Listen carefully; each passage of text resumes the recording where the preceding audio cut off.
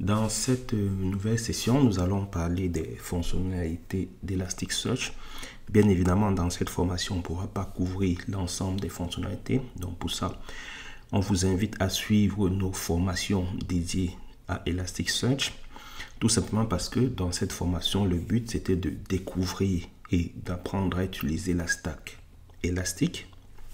Et donc, pour ne pas faire une formation qui dure infiniment, on a donc fait le choix de présenter les fonctionnalités les plus importantes dans Elasticsearch. Dans les sessions précédentes, on a plusieurs fois parlé de stocker les données dans Elasticsearch et à quelques reprises, on a parlé, au lieu de dire de stocker les données, on a dit qu'on devait indexer. Bon, on va revenir sur ces différentes notions. Déjà, la première chose à savoir, c'est que Elasticsearch est considéré comme une base de données. Bon, pour ceux qui sont familiarisés avec le monde des bases de données, en général, vous allez connaître des bases de données de type MySQL, vous allez connaître des bases de données de type Oracle. Ça, c'est ce qu'on va classer dans les bases de données SQL.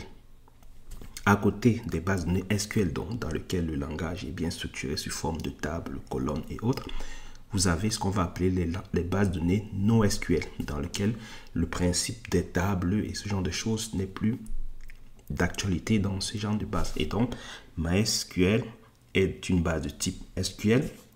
Et lorsque vous allez travailler avec Elasticsearch, il faut la considérer aussi comme une base de données, mais dans la catégorie NoSQL. Et lorsqu'on travaille avec les bases de données de type NoSQL, le langage de prédilection pour le stockage des données, ça va être le JSON. Donc, lorsqu'on va travailler avec Elasticsearch, on va beaucoup travailler en JSON. Dans les sessions précédentes, lorsqu'on avait parlé de nos fichiers de logs, lorsqu'on travaillait avec les bits et autres, on a dit qu'on pouvait récupérer des fichiers plats. Bon, là, on a dit qu'on récupérait des fichiers plats, mais on dit que dans Elasticsearch, on va stocker les données sous forme de JSON. Donc, vous comprenez donc bien qu'il y a un moment où on va quitter la donnée dans un format plat vers un format plutôt de type JSON. Et ça, en général, ça va être fait par Logstash. Ce que Logstash va faire, comme on l'avait dit, il va faire de l'enrichissement au niveau de nos données. Et donc, pendant l'enrichissement, il va donc rajouter des champs. Là, ça va être dans le cas où vous avez utilisé Logstash en intermédiaire. Mais si vous utilisez, par exemple, directement les bits qui envoient dans Elasticsearch, donc ce travail de transformation de la donnée en JSON va être fait par les éléments de type bits. Donc, ce sont ces éléments qui vont donc transformer votre donnée JSON, XML, CSV ou autre dans un format JSON. Et en général, ce que ces applications vont faire, ils vont créer un champ qui va s'appeler message. Et dans ce champ message, c'est l'ensemble de votre donnée qui aura été capturée qui va être mis dans ce champ message. Donc, lorsque vous allez travailler avec Elasticsearch, dans chacun des JSON que vous allez stocker, il y aura toujours un champ message. Par défaut, bien évidemment, vous pouvez le changer, mais par défaut, ce champ va s'appeler message et c'est à l'intérieur qu'on va mettre votre donnée. Si vous travaillez avec du CSV, vous travaillez avec du XML, votre donnée qui va être XML ou autre, c'est ce donnée qui va être stockée dans un champ message. Et puis, bien évidemment, toutes ces différents composants vont rajouter d'autres champs. On parlait par exemple du champ timestamp dans lequel ces outils vont mettre par exemple l'heure qui va correspondre au moment où ils ont capturé la donnée. Et donc, vous aurez dans une succession de champs comme ceci. Et donc, c'est comme ça qu'on va stocker les données dans Elasticsearch. Là, on parle de nouveau du stockage. Mais en réalité, lorsqu'on veut stocker les données dans Elasticsearch, on va parler plutôt d'indexation. Et donc, pourquoi est-ce qu'on va parler d'indexation? Parce que dès que vous voulez stocker des données dans Elasticsearch, en réalité, vous êtes en train de les stocker dans des index. Les index, pour ceux qui sont familiers au monde des bases de données, il faut les voir comme une table. Ça va être votre table. Donc, de la même manière que dans MySQL, vous pouvez créer plusieurs tables en fonction d'un regroupement logique.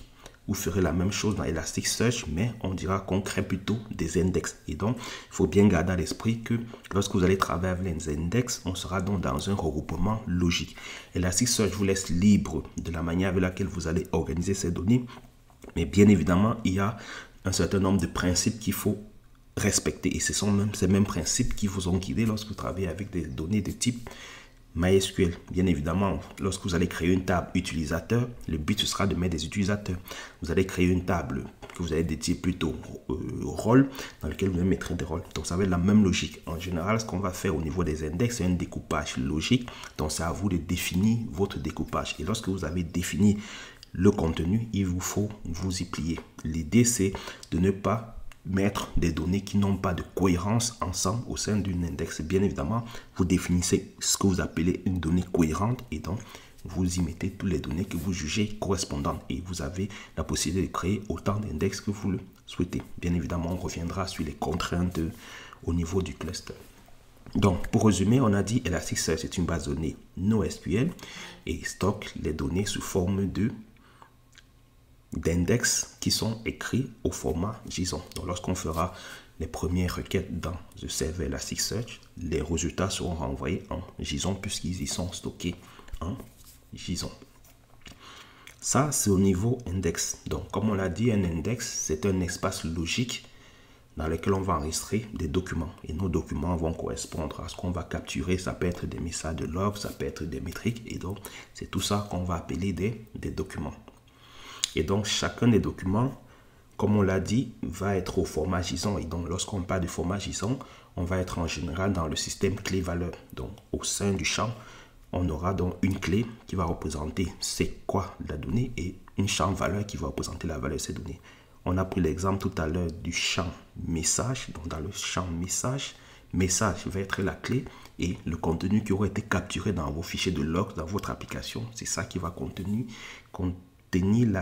la valeur du champ message. Et c'est ainsi de suite que vous allez stocker vos données. Une notion aussi très importante lorsque vous entrez dans le monde Elasticsearch, c'est ce qu'on va appeler la notion de shard, qu'on peut traduire par partition.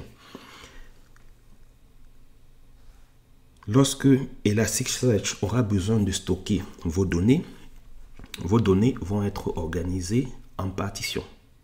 Donc, dans un index, on va créer une ou plusieurs partitions.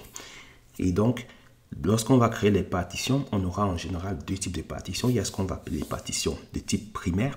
Donc, c'est vraiment dans ces partitions qu'on va écrire notre donnée. Et à côté de ça, on aura des partitions de type réplica. Donc, ce seront en fait des copies. Et comme on l'a dit, lorsqu'on va déployer un cluster Elasticsearch, on peut aussi faire un cluster avec un seul nœud, mais il est recommandé, vu la criticité des données, de faire plutôt un cluster de plusieurs nœuds. Lorsqu'on va écrire dans une partition, Elasticsearch va faire des réplications. Et donc, pour des raisons de haute disponibilité, bien évidemment, les données qui vont être répliquées ne vont pas être stockées sur le nœud sur lequel la partition primaire se trouve. Et donc, les partitions primaires vont toujours être sur des nœuds différents de ces réplicas. Cela va permettre que si on perd un nœud, on a toujours une copie de la donnée qui est stockée à un endroit. Une chose aussi très importante lorsqu'on va travailler avec Elasticsearch, il faut avoir la connaissance de ce qu'on va appeler Lucene. Lucene, c'est une bibliothèque open source écrite en Java qui permet d'indexer et de rechercher du texte. Et donc, chacune des partitions va en réalité être un index Lucene. Donc, si dans la documentation, vous commencez à vous creuser, si vous voyez, on parle de Lucene, il faut donc comprendre que les partitions dans Elasticsearch sont stockées avec la technologie Lucene, qui est une bibliothèque open source. Et donc, comme on l'a dit, Lucene va donc stocker vos données, qui va permettre non seulement de stocker et aussi de faire des recherches. À côté de ça, il y aura aussi deux notions qui sont très importantes. Elasticsearch va beaucoup travailler en mémoire.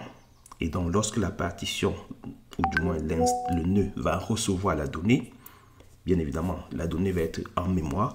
Et donc, il y aura ce qu'on appellera le phénomène d'actualisation. En fait, c'est que Elasticsearch va récupérer votre donnée qu'elle a reçue qui est en mémoire et la stocker en dur. Et donc, ce phénomène qui va permettre d'écrire vos données, donc de les rendre immuables, va être ce qu'on va appeler le phénomène d'actualisation. Et c'est lorsque vous faites Elasticsearch va faire le phénomène d'actualisation que votre donnée devient à ce moment disponible pour des recherches au sein de votre application.